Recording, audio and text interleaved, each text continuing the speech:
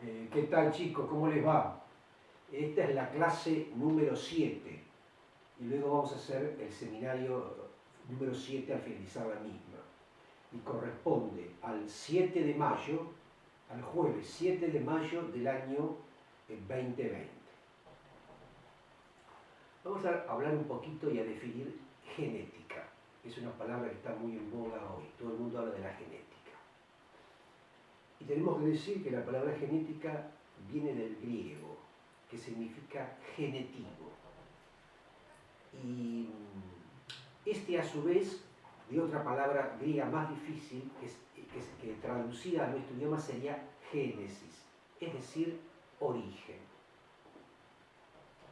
Y podemos definir a la genética como el área de la biología que busca comprender y explicar cómo se transmite la herencia biológica de generación en generación mediante el ADN, es decir, el ácido desoxirribonucleico.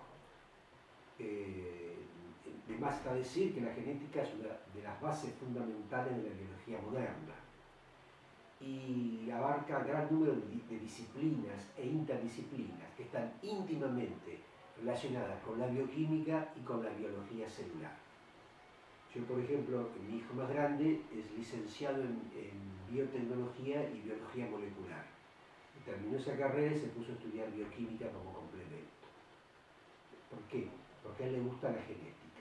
Y eso está íntimamente relacionado con la biotecnología y con la bioquímica. El principal estudio de la genética son los genes, los cuales están formados por segmentos de ADN, o sea, el ácido desoxirribonucleico, y por segmentos de ARN, que es el ácido ribonucleico. Tras la transcripción de ARN mensajero, ARN ribosómico y ARN de transferencia, los cuales se sintetizan a partir del ADN. El ADN controla la estructura y funcionamiento de la célula y tiene la capacidad de crear copias exactas de sí mismo tras un proceso que se llama replicación. O sea, la replicación puede ser usada, en este caso estamos sometidos a una pandemia, ¿verdad? Todo el mundo, entonces la replicación a veces es para bien y otras veces es para mal.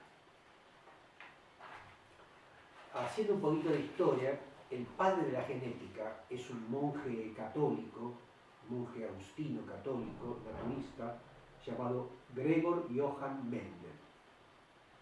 Repito, Mendel es el padre de la genética.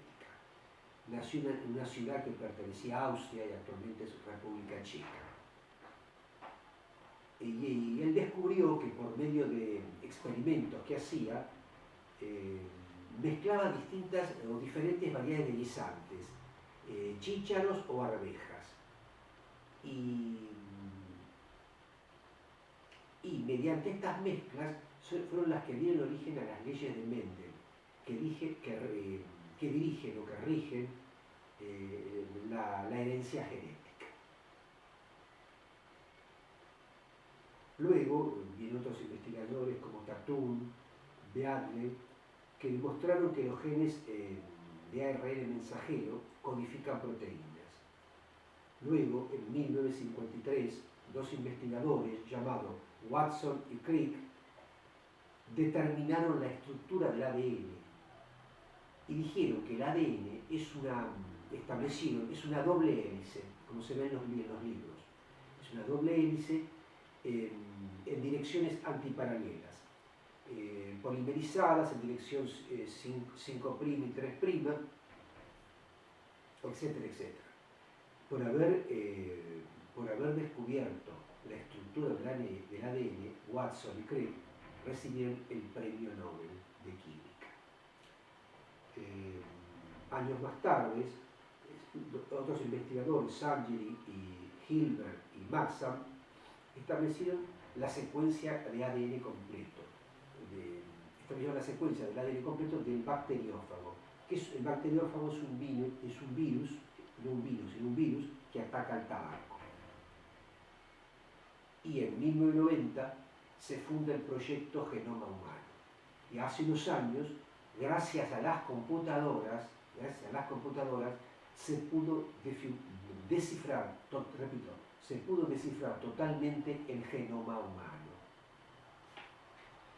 En este caso, la tecnología ayudó a la ciencia.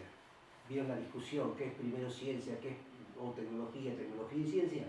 Están las dos íntimamente relacionadas, ¿verdad? Pero en este caso, con las computadoras, o sea, la tecnología ayudó a la ciencia ayudó a descifrar el genoma humano. En cuanto a la ciencia de la genética, tenemos que decir que los genes corresponden, ¿se acuerdan que los genes decíamos que eran las unidades de la herencia que se transmiten de generación en generación en los cromosomas de la gameta? Bueno, los genes corresponden a regiones del ADN o ARN, dos moléculas compuestas de una cadena de 4 tipos diferentes de bases nitrogenadas, que son la adenina-timina y la citosina guanina.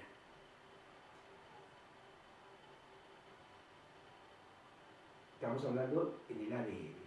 Un profesor mío que era tanguero, para acordarse de adenina-timina y citosina guanina decía Antonio Tormo y Carlos Gardel, que eran tangueros.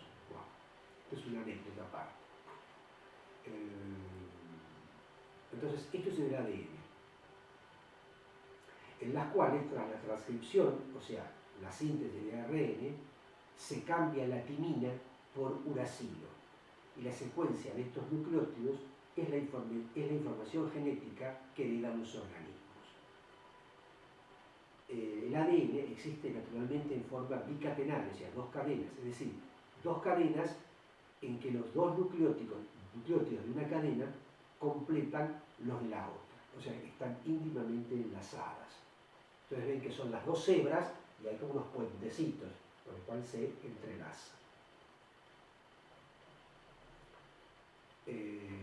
Las secuencias de nucleótidos de un gen es traducida por células para producir la cadena de aminoácidos y se crean de esta manera proteínas. El orden en que los aminoácidos se encuentran en la proteína corresponden con el orden de los nucleótidos del gen. Vieron que las proteínas están formadas por aminoácidos unidos uno con otro mediante enlace peptídico, ¿no? Entre el grupo amino terminal de un aminoácido y el grupo carboxilo terminal del otro aminoácido. Muy bien. Entonces,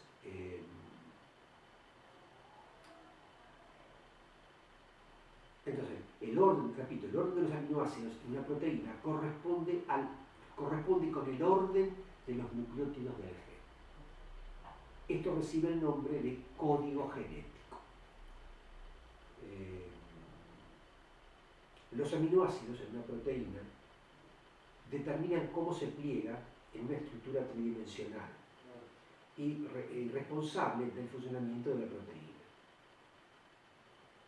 Las proteínas ejecutan casi todas las funciones de las cuales las células necesitan para vivir.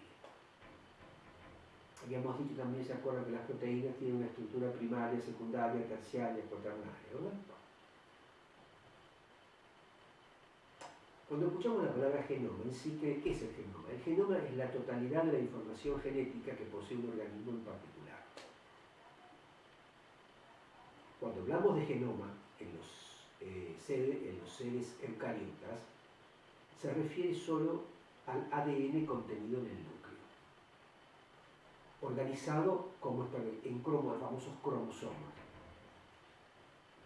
Pero también, ojo, que la mitocondria, que está en el citoplasma, contiene genes. Y ese es el genoma mitocondrial. Bien.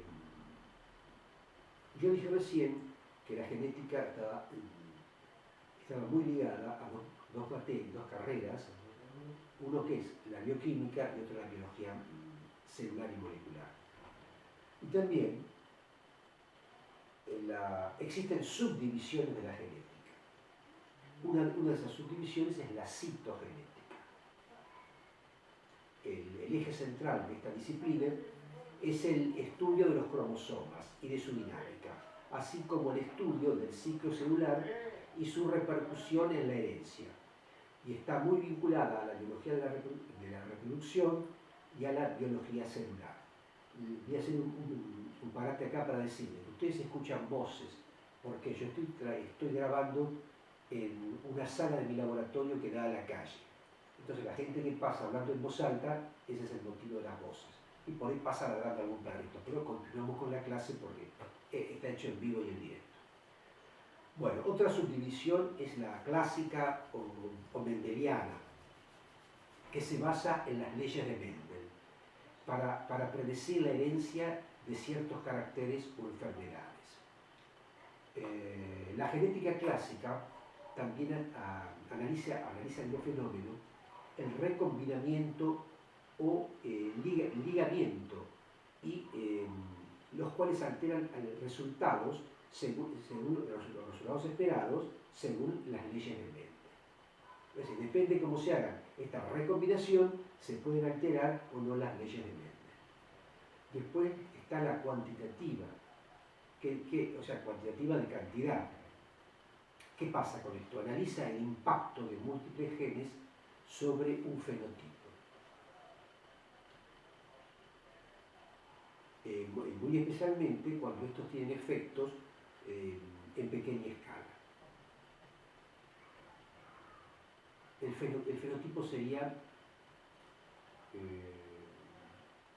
lo externo y el genotipo lo interno, más o menos así para que se entienda. Después está la otra subdivisión, es la genética de poblaciones.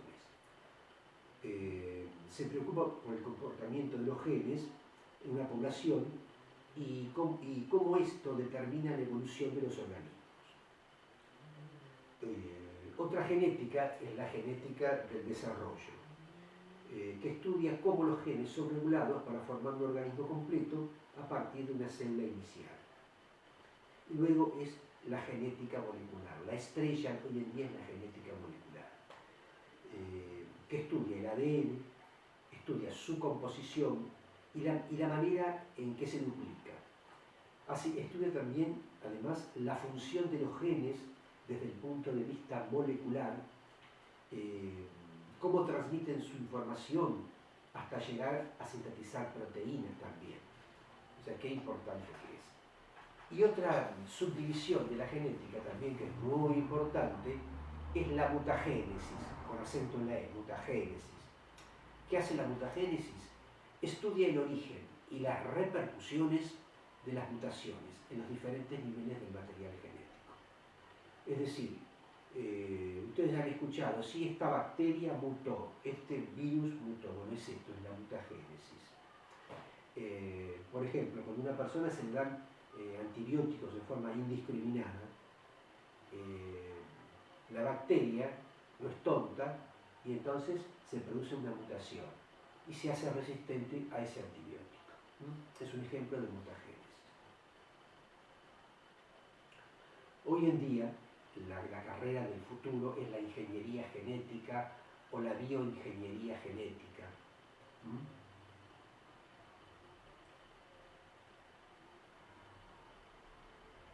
O también se llama tecnología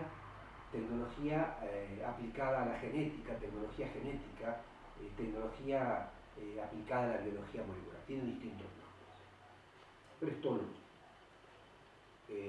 La ingeniería genética es la especialidad que utiliza tecnología para manipular y hacer la transferencia de ADN de unos organismos a otros. Hoy en día puede hacer eso, transferir, repito, ADN de un organismo a otro. Entonces, permitiendo controlar algunas de sus propiedades genéticas. Esto se puede hacer, el ser humano lo puede hacer para el bien o para el mal. Mediante la ingeniería genética se pueden potenciar y eliminar cualidades de organismos en el laboratorio. Entonces tenés un organismo genéticamente modificado. También, por ejemplo, lo que se puede hacer es corregir efectos genéticos. Es lo que se llama terapia genética. También fabricar antibióticos, por ejemplo, fabricar antibióticos en las glándulas mamarias de vacas de una granja, otro ejemplo. O si no, clonar animales, como por ejemplo la famosa oveja Dolly. Mi hijo siempre dijo que como tesis quería hacer una clonación.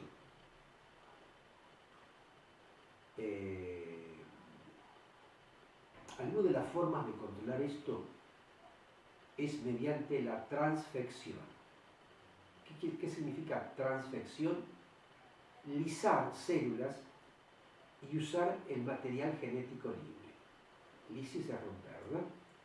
También se puede usar conjugación, en el caso de los plásmidos, y transducción. Transducción. ¿Qué es la transducción? Uso de fagos o virus, entre otras formas, ¿no? También se puede ver de qué manera de regular la expresión genética en los organismos. Con respecto a la terapia génica, hay que decir que todavía no se ha conseguido llevar a cabo un tratamiento con éxito en seres humanos para curar enfermedades, por ejemplo el cáncer, el SIDA y tantas otras, pero se está ensayando, se está buscando, se está trabajando. Todas las experimentaciones están en fase experimental.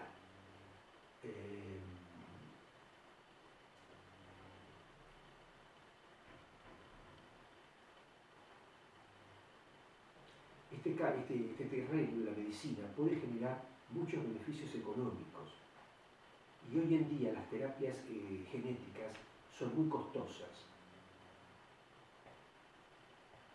Pero en cuanto se consiga mejorar la técnica y disminuir sus costos,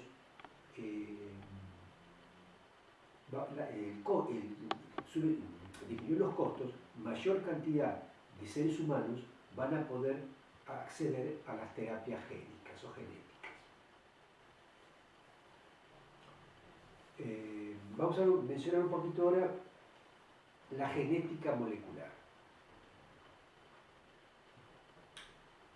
A las actuales investigaciones nos dicen que los marcadores metabólicos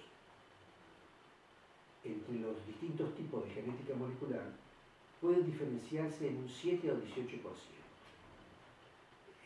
La diferencia principal se encuentra en la reacción del cuerpo ante la ingesta de carbohidratos y los niveles de hormonas sexuales como la testosterona. En la genética molecular, la genética muscular, yo recién dije genética molecular, cometí un error, no es genética molecular, es genética muscular. Vamos a empezar de nuevo. Estamos hablando de, no molecular, sino muscular. Investigaciones actuales afirman que los marcadores metabólicos entre los distintos tipos de genética muscular pueden diferenciarse en un 7 a 18%. La diferencia principal se encuentra en la reacción del cuerpo ante la ingesta de carbohidratos, o sea, hidratos de carbono, y los niveles de las hormonas sexuales, como por ejemplo la testosterona. La genética muscular es un área de la ciencia con potenciales herramientas para mejorar los resultados, por ejemplo, en el deporte. Poder determinar la predisposición genética de un individuo, ectomorfo, mesomorfo o endomorfo, es una estrategia utilizada por los profesionales del deporte para incrementar el rendimiento.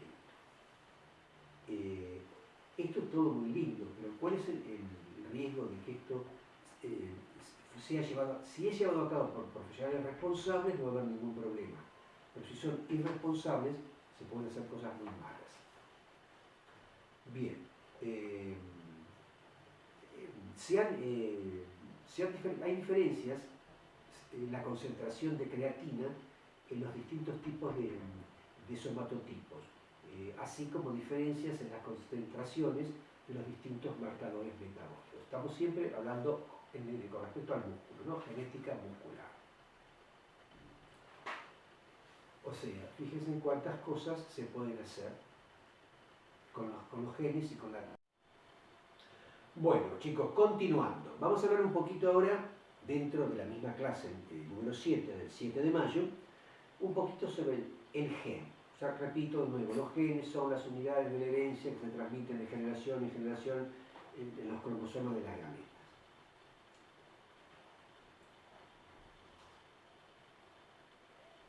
Bueno, ustedes recuerdan que los extremos de los genes se llaman exón y la zona intermedia es intrón. En el apunte que yo les voy a subir, hay un diagrama esquemático de un gen corto, dentro de la estructura en doble hélice del ADN, que al comprimirse va formando un cromosoma, que está a la derecha de este diagrama. Se trata de un gen eucariota. Atención, nosotros somos eucariotas, ¿verdad? Porque el procariota carece de intrones. Esa zona media que tienen nuestros genes, ellos no la tienen. Y las proteínas se codifican solamente en los exones. Un gen es una unidad de información en un locus. ¿Qué es locus? Locus es como decía el doctor Marcos Palagni, locus es la posición que ocupa el gen en un mapa cromosómico. Y el plural de locus no es locusis, es loci, L-O-C-I. El plural de locus es loci. Muy bien, él nos remarcaba eso. Pero vamos a volver a lo siguiente. Un gen en sí, el gen es una unidad de información en un locus de ácido desoxirribonucleico, o sea, en ADN, que codifica un producto genético, ya sea proteínas o ARN, o sea, ácido ribonucleico. Es una unidad molecular de la herencia genética, pues almacena información genética y permite transmitir a la descendencia. Los genes se encuentran en los cromosomas y cada uno ocupa en ellos una posición determinada, locus. El conjunto de genes de una especie, repito, el conjunto de genes de una especie constituye el genoma. Para cada locus pueden existir varios alelos posibles, sin H, alelos posibles. Es decir, pueden tener distintas formas con distintas consecuencias. Cuando los genes se encuentran muy próximos, es menos probable que se separen en el entrecruzamiento. Es decir, no se segregan en forma independiente si no lo hacen en bloque. Se denominan grupos de ligamiento al conjunto de genes situados en locus próximos, que se transmiten en conjunto. Molecularmente, el gen es una secuencia de nucleótidos. Nucleótidos contiguos en una molécula de ADN o de ARN en caso de ser un virus, que contiene la información necesaria para la síntesis de una macromolécula cuya función celular específica es vinculada al desarrollo o funcionamiento de una función fisiológica.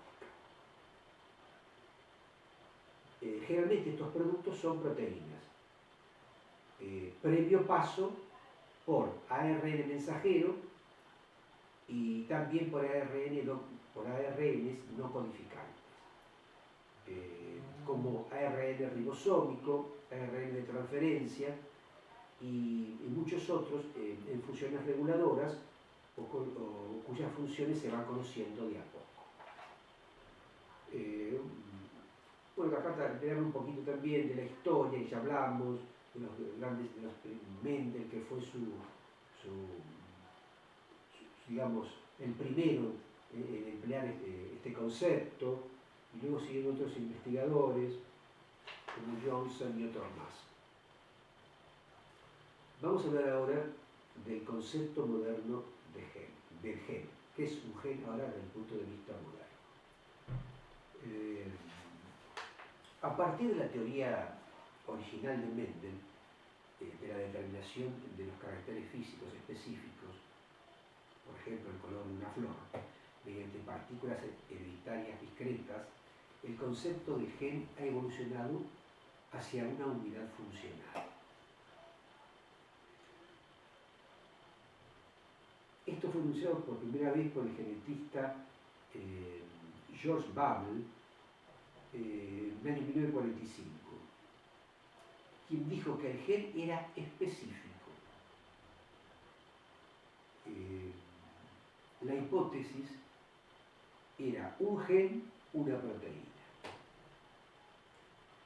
Pasó el tiempo y fue modificada posteriormente cuando se comprendió que los genes podían determinar además de proteínas no enzimáticas, podían determinar cadenas polipeptídicas individuales, es decir, subunidades proteicas, y también diversos tipos de ARN involucrados en la síntesis de proteínas. El desarrollo de nuevas técnicas en la década de 70 y 80, especialmente la secuenciación del ADN y la clonación de los genes, permitió a los genetistas moleculares desentrañar la estructura precisa de los genes hasta el nivel de sus bases. Tales técnicas aportan mucha información sobre cómo se activan y desactivan los genes y sobre otros aspectos de su expresión genética. La microscopía, vamos a hablar un poquito de tipos de genes. La microscopía electrónica permitió establecer o permitió detectar la presencia de los genes maestros y los genes letales.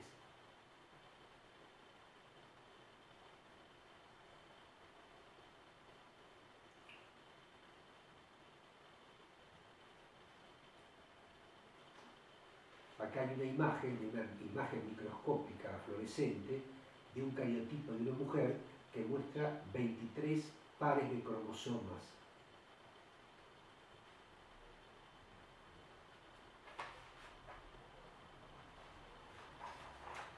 Entonces, un gen, vamos a redondear, ¿un gen qué es? Un gen es una secuencia o segmento de ADN necesario para la síntesis de ARN funcional, como el ARN de transferencia o el ARN ribosomal. Sin embargo, estos ARN no codifican proteína, lo cual es hecho, o lo cual lo hace el ARN mensajero.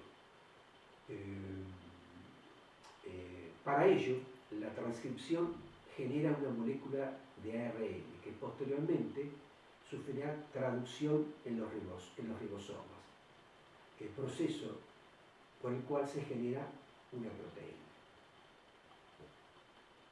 Muchos genes se encuentran constituidos por regiones codificantes, que son los exones, y están interrumpidas por regiones no codificantes, que son los intrones, que son eliminadas en el procesamiento de ARN. Muy bien, en las células procariotas esto no ocurre, pues los genes de procariotas, como ya dijimos hace un rato, carecen de intrones, o sea, esa parte media no la tienen. Y la secuencia de bases presente en el ARN determina la secuencia de aminoácidos de la proteína por medio del código genético.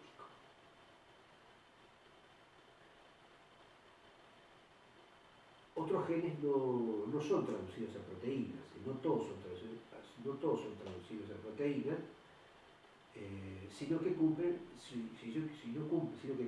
función en forma de ARN. Entre estos están los ARN de transferencia, ribosómico, ribosimas y otros ARN pequeños.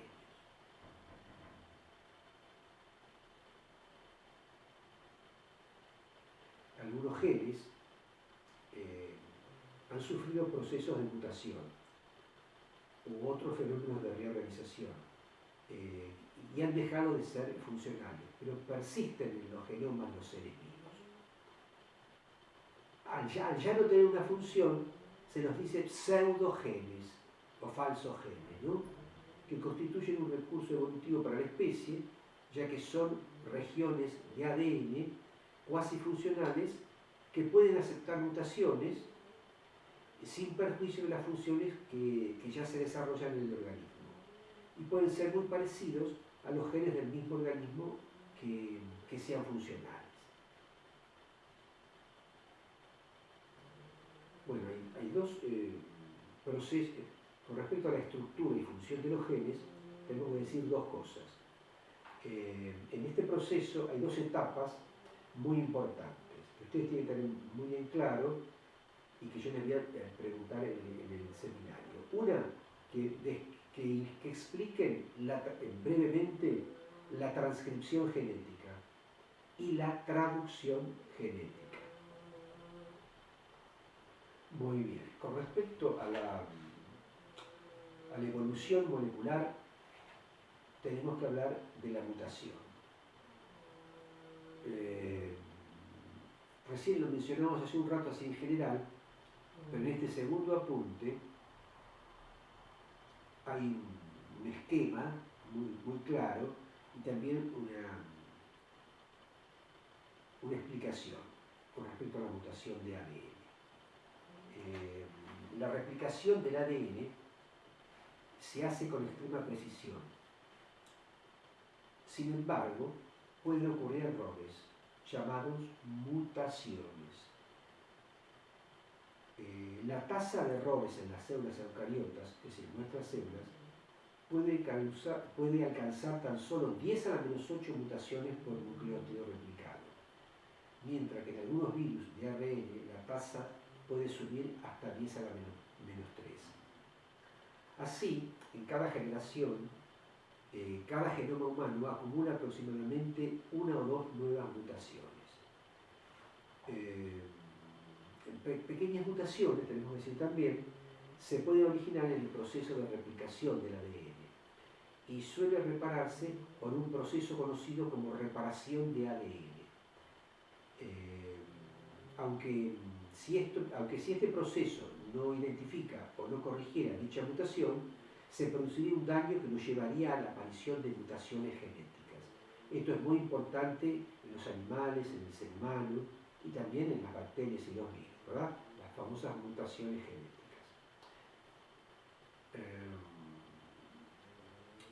Esto no es nada más que la sustitución de una base nitrogenada sustituida por otra, o bien algo mucho más peligroso, un desplazamiento del marco de lectura en las cuales se inserta y se elimina una base. Cualquiera de estas mutaciones pueden modificar la función del gen, dando lugar a una mutación sin sentido, cambios de un codón por otro que se traduce en un aminoácido diferente.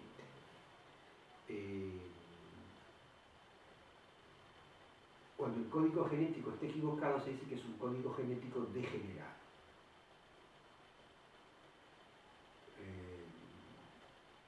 Se pueden causar mutaciones más grandes por errores de recombinación en la sinapsis o durante el proceso de meiosis o mitosis y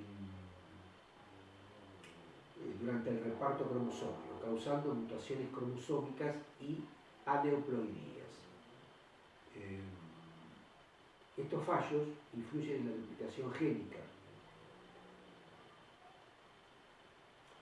¿Qué es la duplicación génica? Es la duplicación de la carga genética de una célula al contener una copia extra del cromosoma que lo alberga. o también el borrado, también la reorganización y la inversión de largas secuencias de un cromosoma. También el mecanismo de reparación del ADN puede introducir errores cuando se trata de reparar el daño físico a la molécula de ADN. Hay que tener en cuenta que existen alelos, múltiples alelos de un gen,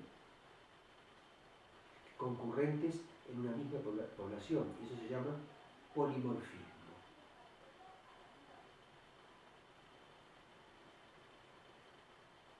También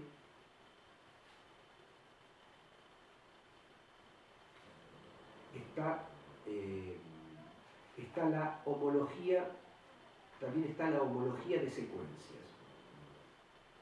Los genes con un ancestro común más reciente, o sea, sus abolengos evolutivos compartidos, se conocen como homólogos, son los genes homólogos. Estos genes aparezcan por la duplicación de genes dentro del genoma de un organismo y se llaman genes paralogos, o resultan de divergencias de genes después de un evento de especiación y se llaman ortólogos.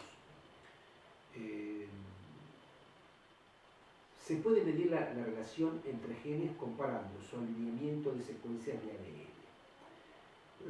El grado de secuencia semejante entre genes homólogos se llama secuencia conservada.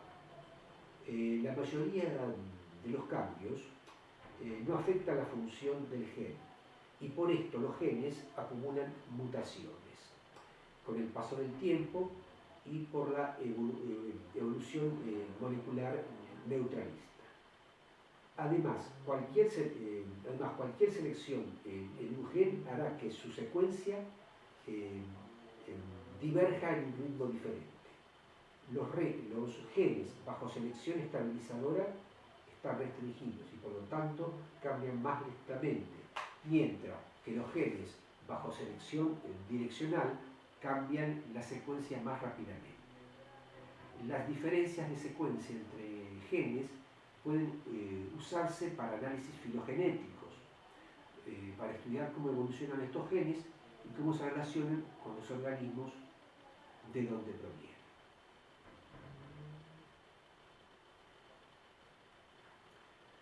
Luego, en el apunte, hay una comparación entre el genoma humano y el genoma de un chimpancé, ¿no? Vimos que en el humano hubo inserciones y borrado. Y en el chimpancé hubo una mutación en un punto determinado.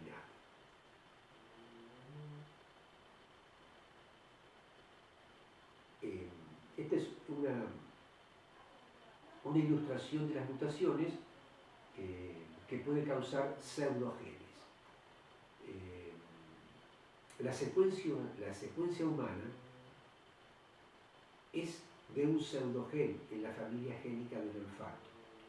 La secuencia del chimpancé es el ortólogo funcional y se resaltan diferentes claves.